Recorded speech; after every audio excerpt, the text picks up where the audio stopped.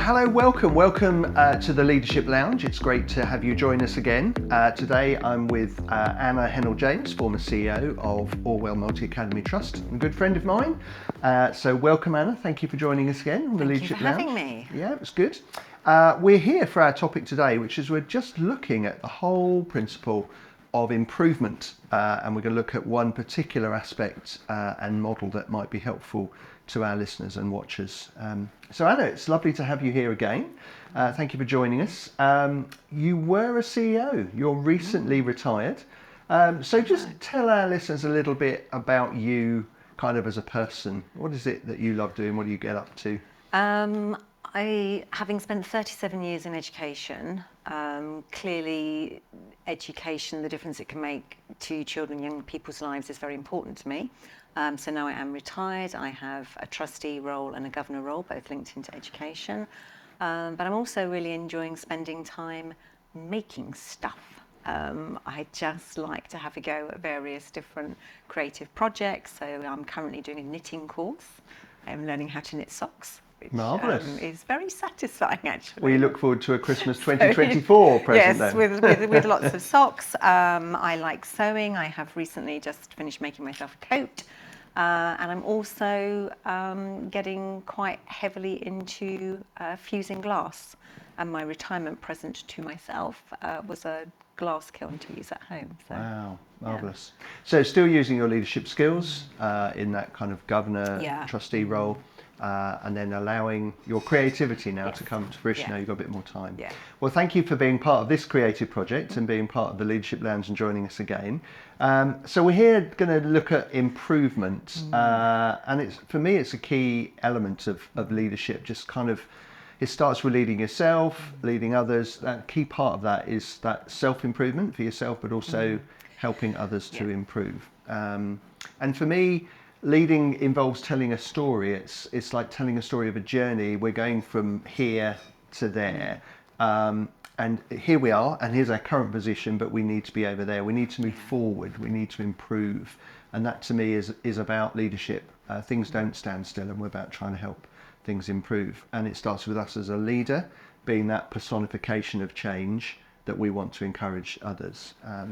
So I was thinking about this in terms of improvement, and for me, I wonder whether dissatisfaction is the starting point for improvement, in the sense that we're not satisfied with where we currently are. Something's not right, something needs to change, whether that's for us as an individual, we've recognised something in ourselves, or whether it's something for our organisation. But what do you think? Is dissatisfaction part of improvement? Definitely yes. I think when it comes to making change to improve, sometimes that change comes about because something's gone wrong, and you realise that things need to improve and you need to avoid that, whatever it was went wrong, happening again. So you may need to make some changes. But it is that sometimes that dissatisfaction, which can be sort of coming out from you yourself as a leader, having that niggle that this is not quite right, or it's not as good as it could be, or equally it could be through external measures that when you compare yourself to other organisations and things, you're not measuring up, and therefore it's like, okay, things need to move. But I think that dissatisfaction is maybe more like sometimes the slow burn of improvement, of just getting that sense this isn't quite right. Are we the best we can be? Am I the best I can be? Am I leading an organisation that's the best it could be? And then kind of unpicking what it is that sits behind that little niggle and working out what it is you need to address. I like this. In some ways, leadership books and stuff don't talk about the niggle, do they? But there is that niggle in us as leaders sometimes, which is about us taking, there's a whole load of data that comes in, isn't it? Some of it is the, like you said, the numerical data. Oh, look, our performance, whether that's like, our experience in school, whether actually those who are coming from business and other organisations are going, how are we performing in the market compared to others? So some of that is the external stuff. Some of it's that internal, isn't it? It's almost that sixth sense. It's that things we're seeing and hearing. It's the little conversations with people, and there's part of that leadership niggle is just saying, there's something not quite right here, yeah. and our data is perhaps saying something isn't quite right, and we're just picking up little snippets of conversation, and that sixth sense, that niggle as a leader says that this isn't quite not right. where it needs to be. Yeah. And we're going to need to work out why, so we can sort it out. Yeah. And one of the things we're going to talk about today around improvement is it's predominantly going to be based around organisations, whether that's business or school, whatever.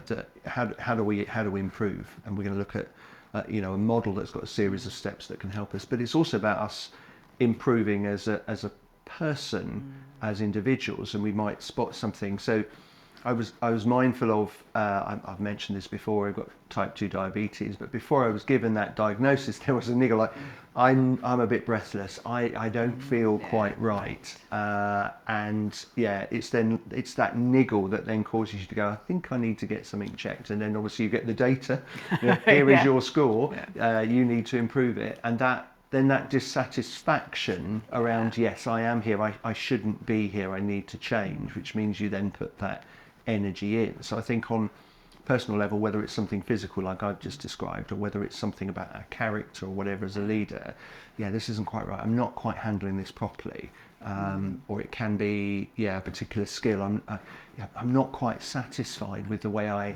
handle difficult conversations, the way I manage those particular staff. That dissatisfaction then goes, and I want to change I want this. to change it, and then what do I need to change? Yeah, but I love the way you've described it in really simple terms. It's the niggle. Yeah. So again, some of our listeners and watchers are going, well, where does this start? It's about listening to your niggle. So we're thinking about a phrase that someone's going to take from this. Right, listen to your niggle. Listen to your niggle. Yeah, and pay attention to it. That niggle, which some might call it's that gut feel, is about that whole series of things that's coming into your brain. It's the physical data. It's the things you're seeing, hearing, picking up. Just pieces it together. So I wonder as well, though, if there isn't dissatisfaction, does that hinder improvement? So I'm mindful of having done work with schools where some schools, you've got the leaders that know, actually, I've got the niggle, I am dissatisfied, this needs to change, but there's a body within the school that are quite happy with the status quo. And I know it's not just with schools, it can equally be with other organisations where there is a need to change. And there's but there's a group that aren't dissatisfied, they're quite happy for it to stay as it is for various reasons. So if you haven't got that dissatisfaction, does that cause a problem from your experience? I think it does, because if you have it doesn't even have to be a large group. If you have one or two key players who are content with the status quo, or who simply haven't realised that what you're doing, what you're producing, the level you're operating at, is no longer good enough, because often if you think about a cycle of continuous improvement, there would have been a point in time when what those people were doing or how the organisation was performing was perfectly okay. But if things have moved on and people are still sat back here, they're going to find that quite challenging. And if you have too many people like that, or if you have leaders who haven't figured that stuff's moved on, that can be really hard to change. And I think one of the other things you have to watch out for is it's very easy to be influenced by the loudest voices. And so if you are thinking about your niggle and feeling you need to address it, you can get thrown off course if some of those loud voices are saying to you, no, it's fine. We've always done it like this. It's always been like that. We always have a bit of a dip at this point. Don't worry about it, because they are content with where they are or where the organisation is for them. So it's about finding ways to have clarity of your messaging for those people about why things need to improve, and then being able to take them with you. Yeah, and that's the key. And there's a key word you had in there, which is around the why. So as you were saying that, I was thinking, how do you help people to understand the dissatisfaction? There's a chance they won't understand the dissatisfaction, but there are some key steps when you're looking at modelling and handling change with people. And one of them is to say, we understand that was okay, and there's nothing, you're not going to diss what they used to do. This was good in its time. However, the setting, the culture has now changed, and that doesn't meet need. And it's bringing back to the purpose of your organisation, who you serve. So in the case of schools, it's children. In the case of an organisation, it's your customers or whoever you're working with. And it's about bringing them back to, this is why we need to make the change. It's not a what, because people are more likely to buy into why. So if you've got people that haven't recognised that dissatisfaction, it's about helping them understand the why and looking what's their why, what's their purpose, what are they tied into, and getting that overlap so it's put in those terms for them. That I'm thinking about Seth Godin. He's a great writer. I love his works, and he has a really simple description, possibly too simple, but we'll explore this. He said the secret of leadership is simple. Do what you believe in, paint a picture of the future, go there, people will follow. Simplistic. The theory of it is correct, easier isn't said it? than done, and in some ways, maybe. of course, it's easier said than done. But what I like about that quote is it is about telling a story of what it could look like. We don't have to say, stay here. We don't have to stay, for some of them, obviously, stay here dissatisfied. But the telling of the story, I think, engages people. It mirrors in their brain patterning for nothing else. But have you used story? What is it about story that captures? I think if you can create the story that will show people, you can tell people, but if you can actually show them, give them something visual to hold on to, it's easier sometimes for them to kind of get their heads around what it is you're talking about needs to change and why.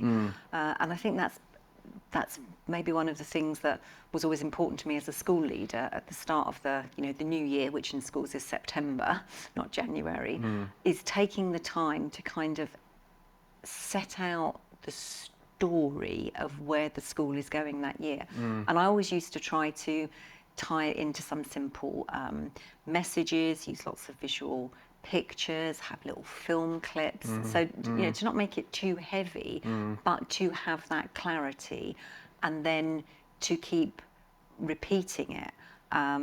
So I used to get pictures and stick them all around the school, including one. It probably wasn't my best idea, but we were working on a bit of a Harry Potter theme, and I thought, well, where will people constantly see this and be reminded? On the back of the toilet doors. But some people said it wasn't great going into the toilet and having Harry Potter watching. But it's just that finding out where can you put the message that will remind people. So you do your big launch and everybody's like, yeah, great, fine, whatever. Then they go back to the day job, get caught up in it, and it's very easy for that story to be forgotten. So it's that messaging and reminding, and almost like just drip feeding it into people to keep it going, so they don't lose sight of what the story is, because as a leader, that's what you're focused on. Other people are busy doing what their role is and what they have to do, but you need them to also be focused on the story so that they are engaged in it and coming with you. I love that, in a sense of a continuous story. That you've said you might do your initial big launch, but it's about continually reminding, continuing telling that story, because people will forget. I talk about fill the bath by the dripping tap. Because if you just do a big torrent, fill it up, leaky plug, it'll go down, isn't it? And it's about keep reminding them of where you're aiming for, what you want it to look like. I love the idea about you visualizing that with pictures and with video clips. This is what we want it to look like. I often used to say to people as well, is showing them where perhaps the story is already playing out. So if you've got colleagues where it's going well, highlighting that, well done to Belinda who's doing this. Look, Belinda, tell us a bit about what you've been doing in your field, in your area. And they share that message. So it's not just you as the one storyteller either, it's a series of people that tell that story. So if we're looking at how we keep improvement going, it is about that continuous story. So I guess in a moment we're going to look at a key principle with some steps that help you around improvement. But I think one of the key things is how we create a culture, put a culture in place where we engage people for that change, where this sense of story, this sense of, look, this is where we are, it's not where it should be, this is where we want to go, where that culture engages people in the change. You got any thoughts for our listeners on that? I think culture is key, and sort of almost like, I think probably the most important thing within that culture is people need to believe in you as a leader. Otherwise you can stand up and be spouting, your story and the journey we're going to go on. If they don't believe in you, it's falling on deaf ears. So that background work needs to have been done for you to prove yourself as a leader. You have to, live your vision, live your values, play it out in front of them, be consistent with that so they know that what you say is genuine. It's about being an authentic leader. Yeah. I suppose is what I'm saying. And then once people have that belief in you as a leader, they need to buy into your vision for the organisation. And I think that comes back to the storytelling. But it's also about a culture in which people know and truly believe they will be heard, they will be listened to, that it's not all top down, that the dialogue is a two-way process, and that they can therefore be part of that because their input will be recognised, they will be heard. That's not to say that every suggestion everybody makes can be taken on board, but people need to believe they are part of a listening organisation. Yeah. And I think that's brilliant, that explanation. Listening organisation and a sense where we're modelling that leads nicely into the kind of topic we're going to talk about in a moment, which is a model for improvement, which has right at the core of it of involving people, where it becomes collaborative, not top down as you've described. I also love the bit you've added there about as leaders we model that. So actually if we are showing we're listening, equally if we're sharing with them areas that we're wanting to improve, is what I describe with clients as the vulnerability loop. When we step into that space and just show our authenticity, as you said, where we're saying actually I'm working on this to improve myself, then they're going, well, if the leader is wanting to improve, then maybe I could step into that space too. So we've kind of teased our listeners a bit with saying we're going to look at a model. It's an old model. It's actually a kind of post-war model. So it's the Japanese principle of Kaisen, and it was developed particularly to kind of engage the team in improvement, which links nicely with what you've just said. So Kaisen is actually made of two Japanese words. It's the first being Kai, meaning change, and the second meaning Zen, meaning good. So effectively what it's talking about is good change.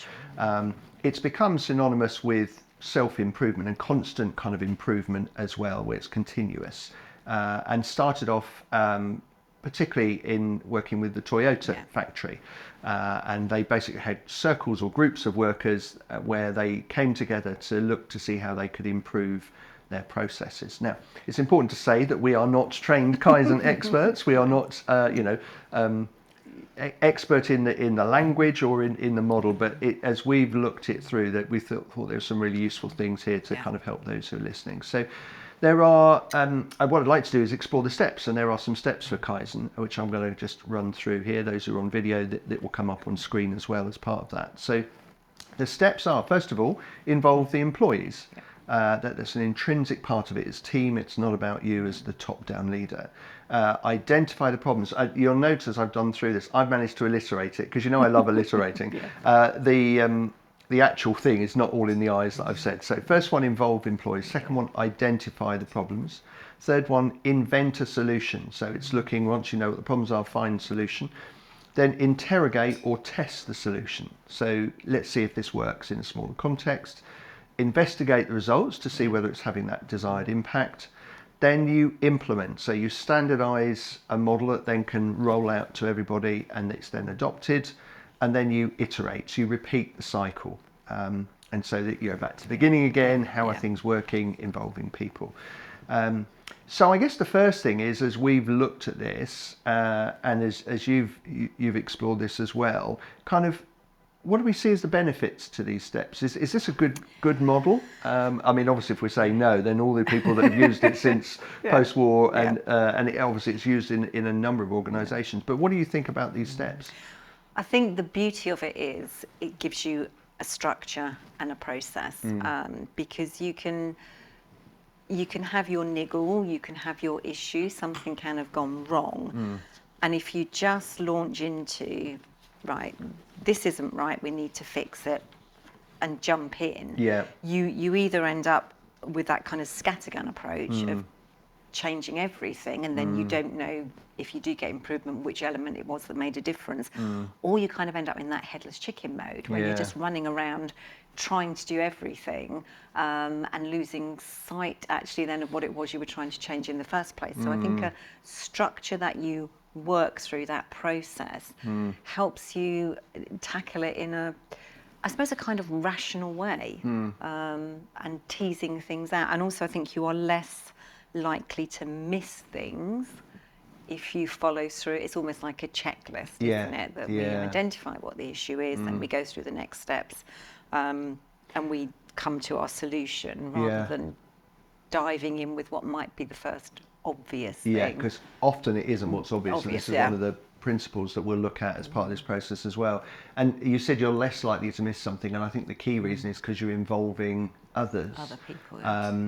I've done a series of blogs this month around improvement and how we look at this, and one of the key things I brought out is about involving others. And I can think of the moments where I had to tell members of staff about one of their colleagues passing away. I'd planned to well, we'll leave it to the end of the day. They'll be much kinder. They won't then have to worry about their day's work because they can then just spend some time grieving their colleague. And I went to my SLT, I called them together and said, this is what happened, this is what I intend to do. And my colleagues came back and just said, no, Colin, that's not a good idea. I went, why? Well, I just wanted to be kind and helpful. And they said, if they then find out you knew earlier, they'll feel that you've just left them out of it. We think it should come first thing. I said, well, how do we allow them to grieve? And so together we worked that out, how we would give them the space. But it was by involving others that meant I didn't miss something, because I had missed something, that actually they might feel a sense of almost betrayal because they hadn't been told earlier on in the day. So I think that involving others is really key, and it's Kaisen has a series of principles. There's 10 principles, and one of them is to create an environment in which everyone feels empowered to contribute. And I just wondered, what is that environment? How do we involve employees then so that they do feel empowered? What does that look like? That where we involve them, and yet it leads also to good improvement, because we can involve people, can't we? Yeah. But it doesn't actually lead to good improvement. So, in your experience, what does involving kind of the team employees look like? I think it starts with, I say, simple communication. It's not that simple, but I think it's actually about, as a leader, being visible and being present and engaging in regular informal communication with the team, so that when you come to something more formal where you're looking to bring about change and you are, maybe consulting on something, that people already know that you're the person that they've had that chat with and that they see on a regular basis. So it's not this unusual thing of like, the leader has deigned to come out of their office and is now asking about it. And I remember a deputy I worked with years ago said to me once, you use a lot of time, you get in early in the morning and you use a lot of time up when you could be getting work done, because you're just going around like saying good morning to everybody and talking to you. So I was like, no, that is not wasting time. That is me having that contact and communication. And just, it's partly checking in on people, but it's also, if they know every day you're going to stick your head round the door, if there's something that's niggling them, they've got the opportunity to just say, and that's how you build up those relationships and that trust. So when you come to something bigger and perhaps a bit more formal, people will engage with being involved because they know, that's just Anna asking about something, but she's asking all of us rather than just sticking her head around my door. And you've already created that culture then, haven't you, where, this is a leader that wants feedback. And so you've already set that. And I love what you described. It brings us back to the leadership niggle as well, because those little bits that you then pick up on allow you to piece that together from a series of people you've chatted to. So what you're talking about, there's almost that pre-stuff, that yeah, just as you say, almost going around checking in on people, but also modelling this openness to conversation. So that starts that involvement of employees. Then there comes to that more formal one that you touched on. So I can remember a moment where I'd had a series of people, like you've just described, going, communication here is awful. And internally I was going, if I had £1 for every time somebody said that, I would be a rich man.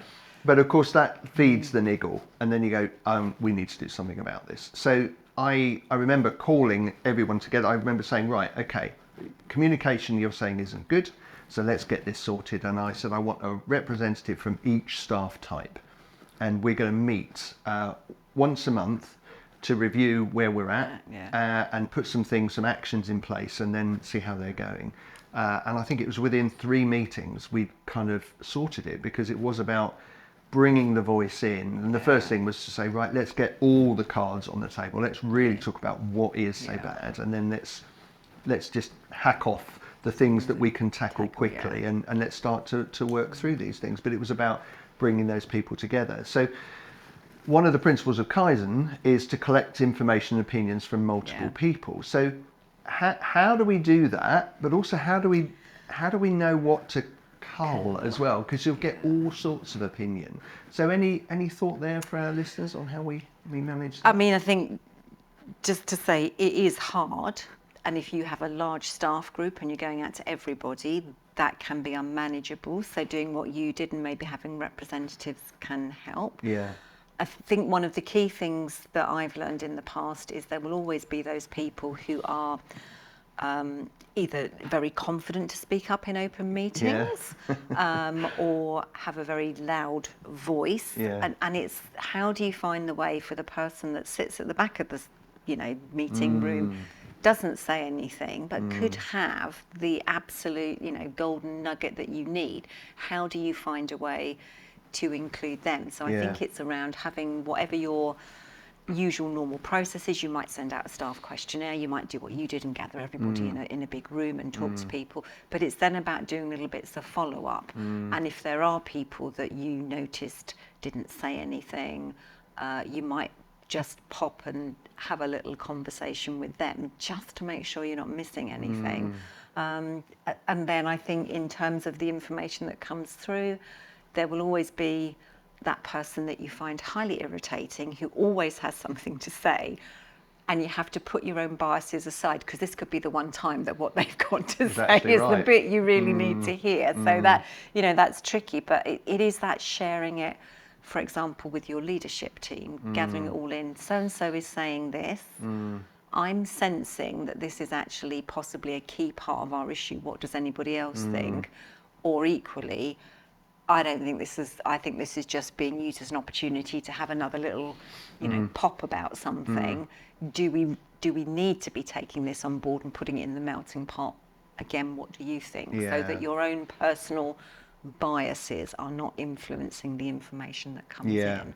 I think that's some really helpful things there, Anna. In as you say, first of all, just recognising you may have a bias coming into that, and you talked about some methods then of talking to others, like your leadership team.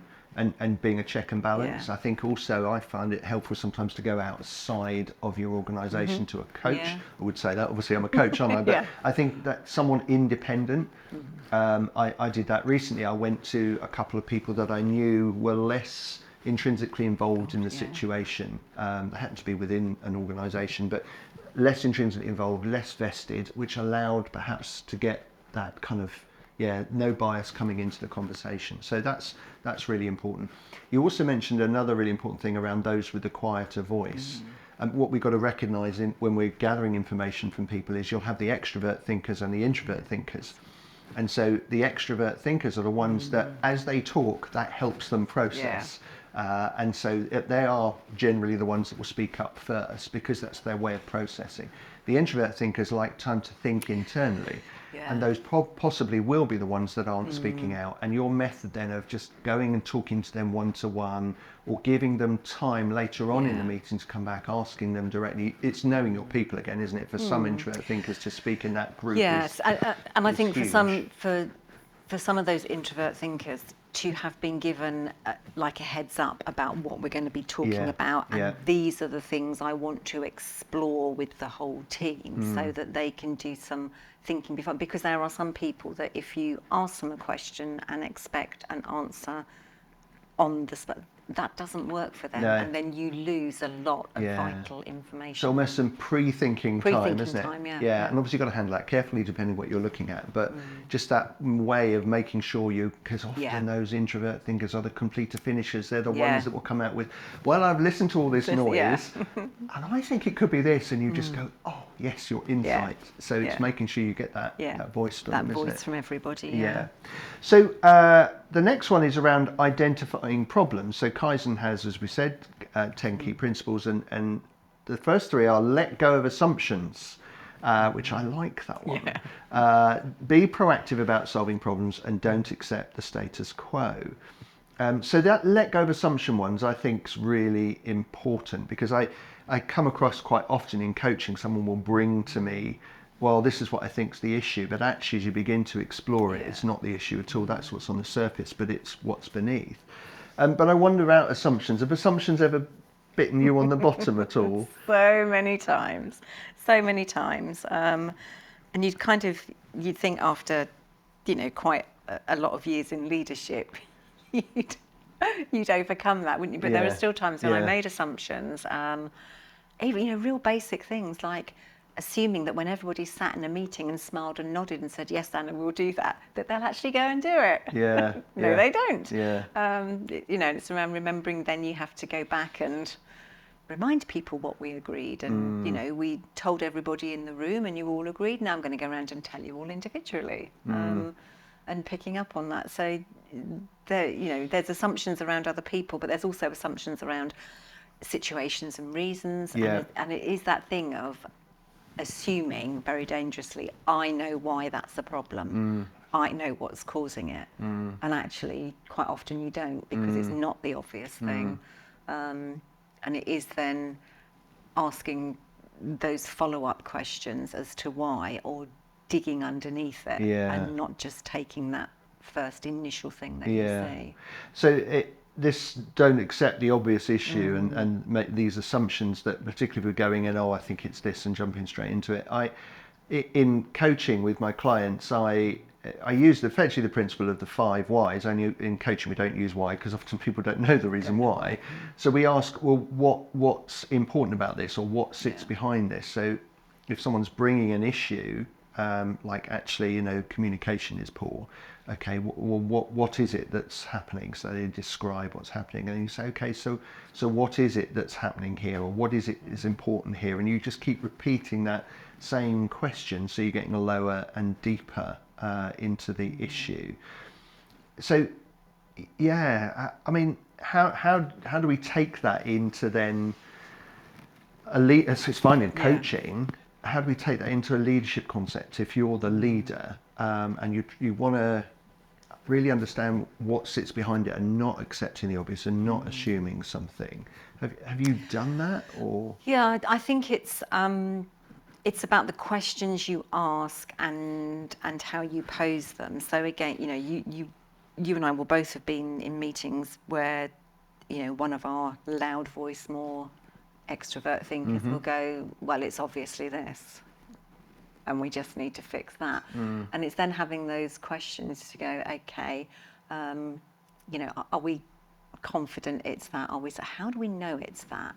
Is there anything else it could be? And just like challenging that thinking yourself, because it's very easy as a leader when you've got a problem and you're looking to improve something, and somebody sits and very boldly goes, well, it's this. It's great as a leader to go, hurrah, that's right, let's crack on and solve it. And I've already got some people who are passionate about that. We can get that sorted, but it is asking that, are we sure? Are we confident? Why would that be causing this? What else might it be?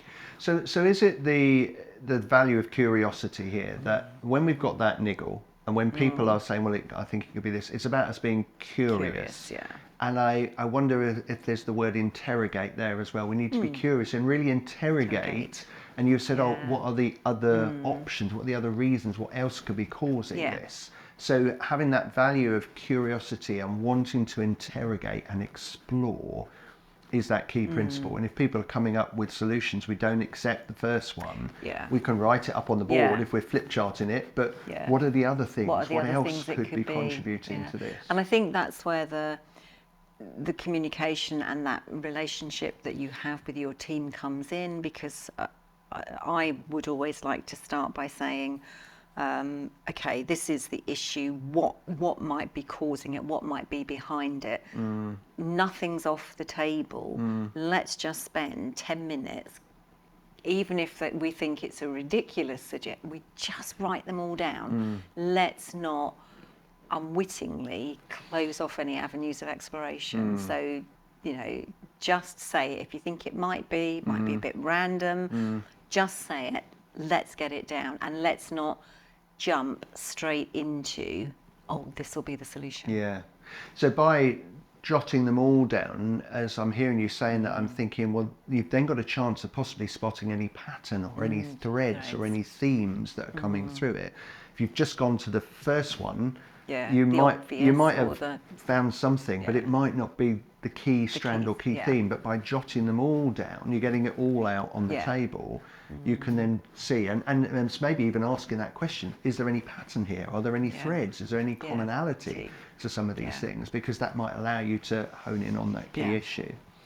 So identifying the problems, what we've said is it's taking time, it's getting it all out on the table, it's being curious, it's interrogating. There's a sense of being rigorous as well, not accepting the first answer, keep pushing back on it.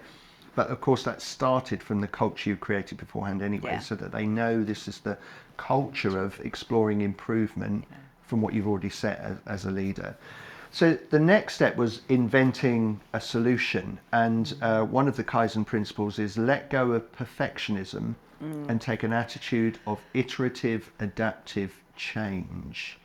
I have to say I liked that, to let go of perfectionism and just see this as a constant step-by-step change. That cycle of repetition and improvement. And I think there is a real challenge to us as leaders that if you're going to make a change for improvement, you are looking for that perfect change. Yes. This is the issue. Yeah. This is the solution. Yeah. Put in place this solution, the issue is resolved. Yeah, ta-da! Magic fairy dust solution. Life is not like that. And then it was Disney, and we all lived happily ever after. And it is accepting that what you put in place to make change, number one, might not work, and that's okay, because we tried it, but we're not saying this is what we do forever. Or more likely, it might solve some of the issue, but not all of it. Like any plan, it will probably need tweaking. But I think there is when you present a problem, something that needs to be improved, almost like the default setting for some people is, well, whatever we put in place has got to solve everything. It has to be that perfect solution. And it's allowing people to, I suppose, come to understand it doesn't have to be perfect. It won't be perfect. We're going to try this. We'll see what it does. Then we'll come back after a couple of weeks. We might make a few more tweaks to it. Then we'll come back again. It's not a cut and dried. This was the problem. This was the solution. Boom, done. Moving on. So there's a sense where we're encouraging the people we work with that these are step changes. And I think letting go of perfectionism is important. We're certainly in working with coachees. When I'm coaching, there's a number that will come to me with this sense of it's not perfect. I haven't got it perfect, and it's helping people see. Well, what is perfect? Because actually, just if you think you've got perfect, something else will change, and it's going to have to change again. So there's this thing about, life isn't static; it keeps moving. Our organisations aren't static; it keeps moving. So to encourage people to see, well, let's try this. I mean, and in a moment we're going to look at one of the steps of Kaisen, which is around, well, let's test this out as well, which is really important. One of the things in coaching I try and help people to do, and you touched on it just now, is to explore wide before we then come to the thing we're going to try. How important is that width for you in leading an organisation when you're exploring the possible solutions? It's a key part of making sure you don't miss anything. You're not missing any opportunities or any potential causes of whatever your issue is that could get in the way of further improvement. So I think that thing, sort of just getting it all out, getting it all written down, because then you can start to funnel down from there, and you can maybe say, right, we think that's a bit of an outlier, unlikely to be that, so let's not focus on that, but we've noted it in case, if all else fails, we might be coming back to this, and just get it down to one or two key things, because I think the other danger is, and again, absolutely guilty of this in my time as a leader, well, just change everything. We've got all these things, so we'll change that, and we'll change that, and we'll change that. And somebody mentioned that, and so we'll change that. So it doesn't work. It needs to be funneled down to one, maybe two key things that you will readily be able to see. We changed this. Did it have the impact we wanted? Yeah. Because if you bring in too much, you don't know which one actually has made the change, and you may have then what you end up with is people possibly having change fatigue, because we've changed so many things, and this doesn't feel certain anymore as part of that process. So really important to think wide and narrow it down.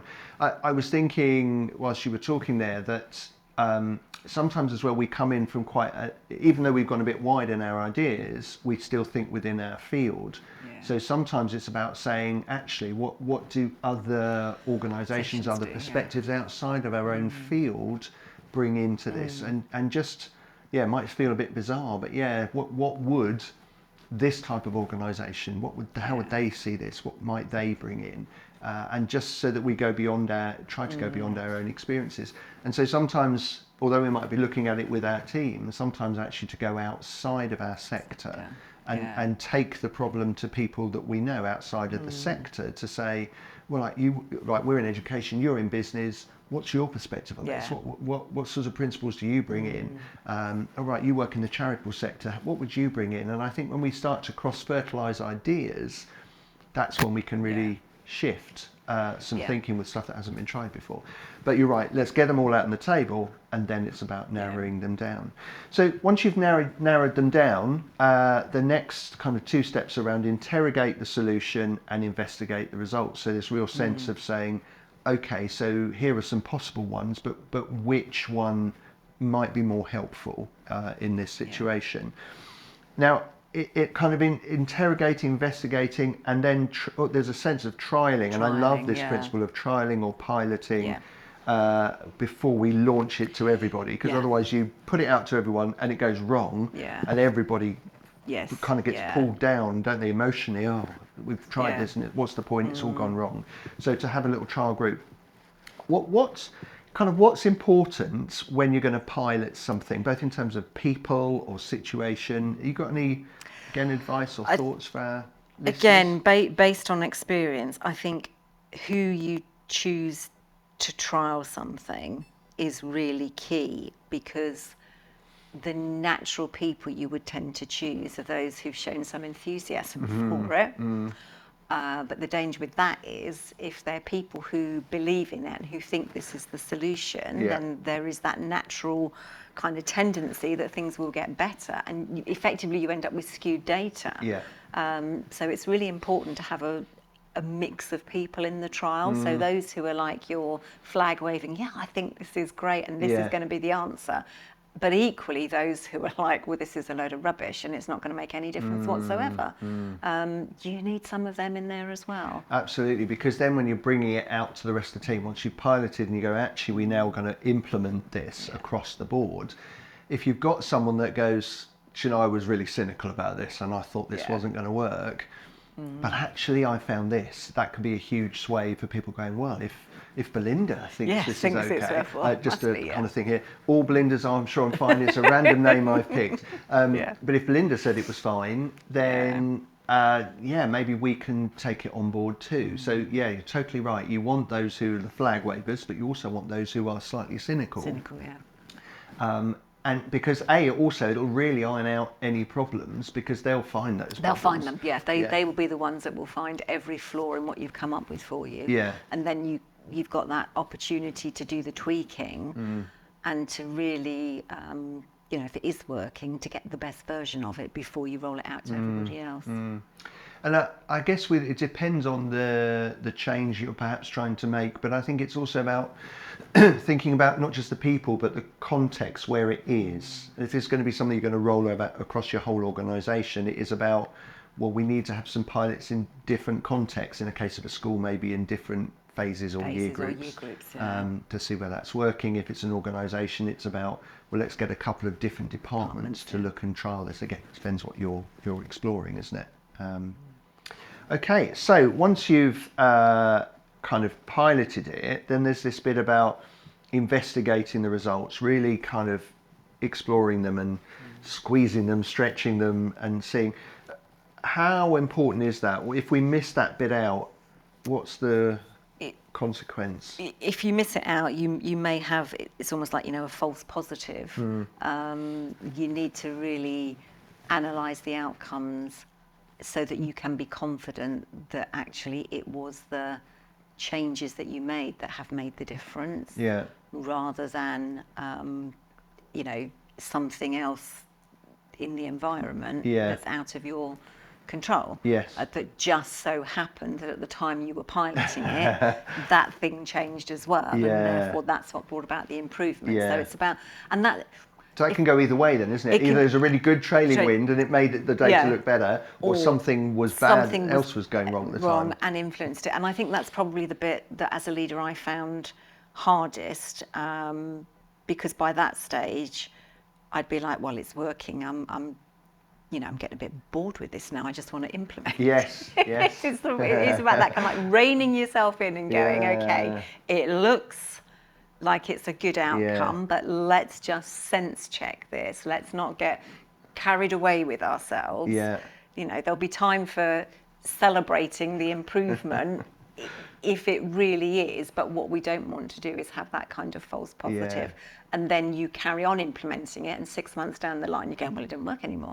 What's gone wrong? Well, it possibly never was. So it's about working. Bravery of leadership in that moment. It's courage, isn't it, to go, we need to extend this trial a little bit further. I need to check and double check that. And again, sometimes getting somebody from outside to come in and look at it, because it might seem to you that whatever the issue was has improved because you've done X, Y, and Z, and they might come in and go, well, what about A, B, and C that you didn't do anything with, but that could be influencing it as well.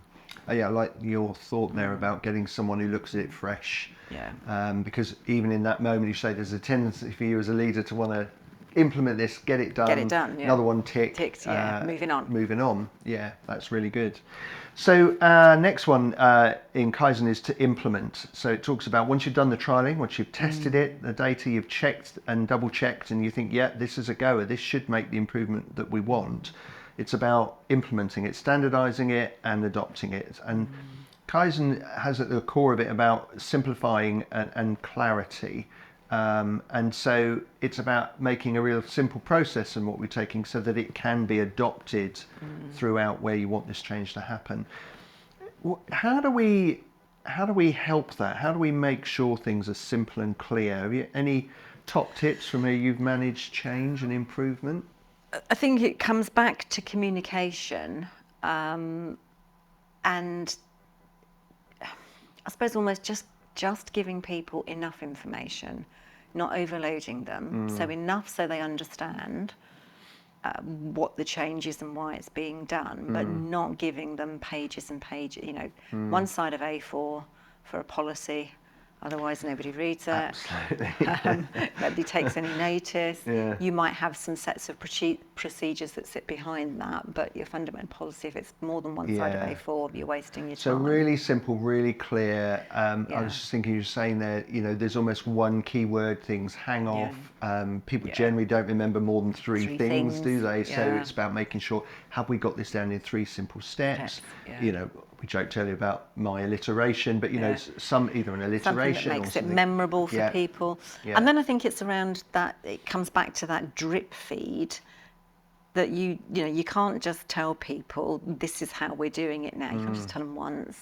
And it's people need to understand it's okay that they forgot or they slipped back to the old way of doing it. It's giving people that time. You need the change to happen, and you can't have anybody that just quietly carries on doing it the way they've always done it. But it's around giving people permission to maybe take a bit of time to get their head around it, or to, to sort of say when it's going to be implemented by. So it might be that you've, I know sometimes what we used to do was we'd have the trial, we'd decide on the implementation. Let's suppose you're going to have a new form of assessment. What you don't want to do is go, right, so from next week, we're off on this. It's to say, right, we've got assessments with the children coming up. This time will be the last time that we're using the old system, and then we will start the rollout of the new system. So there's a transition over to it, that you're not expecting people to change like that, because particularly if they've been doing something the same way for a long time, it's hard. Yeah. It's hard. Well, you're moving them from a kind of system that they've logged in the rear part of their brain to having to really cognitive frontal lobe think about the process again. So it takes a lot more energy for them. And there will be a case, you said all about the one that wants to quietly carry on doing it anyway. There are some that will need longer to change. And so for some of them, if you're looking about how do we implement this change, it will be about coming alongside these people, isn't it, and going, right, what support do you need to develop your skills? For some, that might be about modelling that to them, really sitting alongside them, doing it with them first. So the whole apprenticing bit, I do, you watch, I do, you help, and then you do and I'll help, and you gradually move people into that confidence. So it's about a whole range of things there, isn't it? And I'm just mindful as you were talking around what we're now moving into is how we manage change. So Nosta's model's really good at that, really clear vision. Have they got the skills that they need? Is there an incentive that's strong enough for them? Have they got the resources they need? It's about being really clear on that, and then working out with people, what am I seeing? What emotions am I seeing for them? So, if they do look really worried, it could well be around there. I don't think I've got the skills. And it's just really sitting with people. I think as well, if it's something that doesn't have to be an immediate change across the whole organisation, sometimes rolling it out in stages is helpful, because you pick your cheerleaders to be in the first tranche going through it, and you leave those that are going to find it really hard till a bit further down the line. So they've already seen that change happen successfully for other people, that maybe gives them the confidence that when it's their turn, it's not going to be as fearsome as they thought, because it's gone well for other people. You've also got a series of people then that who can support apprentice and help. support them. Of that change. So it's about working out what the best way to implement it is, to take account of not just those who'll be champing at the bit to get on with it, but those who are fearful of it and would far rather be tucked away, just carrying on what they've always done. And it could be then working with somebody who is one of the fearful ones. You do put them in their first tranche, you really invest and help and develop their skills, so that they can then work with the other fearful ones. Because in one sense, if you're a fearful one and you've got the super flag waver, the fearful ones go, oh, not another flipping super flag waver. Whereas if you've got my friend Ethel, who's a fearful one, and she's managed it, so maybe I can too. So that can be really helpful. So then the last part of Kaisen is around that iterate, so repeat, this continuous nature of it. So although this, the meaning is good change, it's become synonymous with this cycle of change. And so I just wonder, how do we create that culture of continuous improvement? I would always diarise reviews of what change we've made. So say with the leadership team. So after, in schools we work in half terms and terms. So at the end of a 7-8 week half term, put in a review. We wanted this to improve. This was the change we did. Is it having the impact we wanted? Is it working? Yes, hurrah.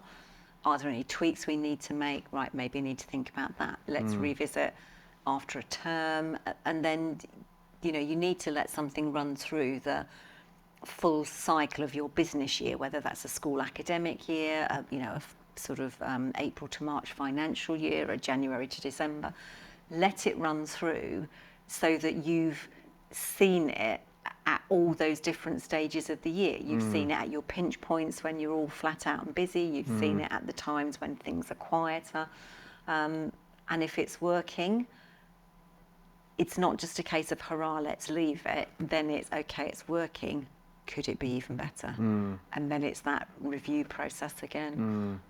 But I think it's people, if you build the culture, it's people understanding that change is good, managed change, not, bonkers headless chicken change, but if you manage change well, continual change is helpful because it can lead to continual improvement. And yes, things need time to bed in, but I would be worried about an organisation where people were sat there going, we've got this licked, everything's as it needs to be.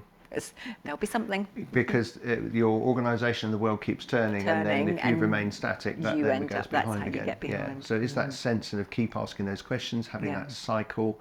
I like what you talked about there, that we allow what we brought in to ride the rough and the smooth to see whether it's making that difference. I guess we also need to add in there that if we sense that something isn't working, it's about stepping into that space quickly, isn't it? And not allowing that to continue on a downward spiral. Those regular short-term reviews, and there'll be some tweaks that you could make and go, we just need to change that a little bit.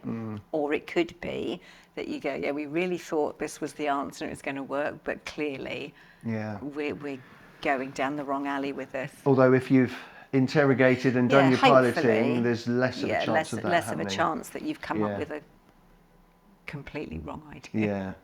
So as we kind of pull our podcast towards a close, I think it's just worth reflecting as well how maybe Kaisen can help us personally, and because although this is a system for business, the principles we've got here of identify the problems and invent a solution, interrogate and test, and then implement something when you've maybe trialed it. But also even going back to that first one around, just involving others for us as individuals.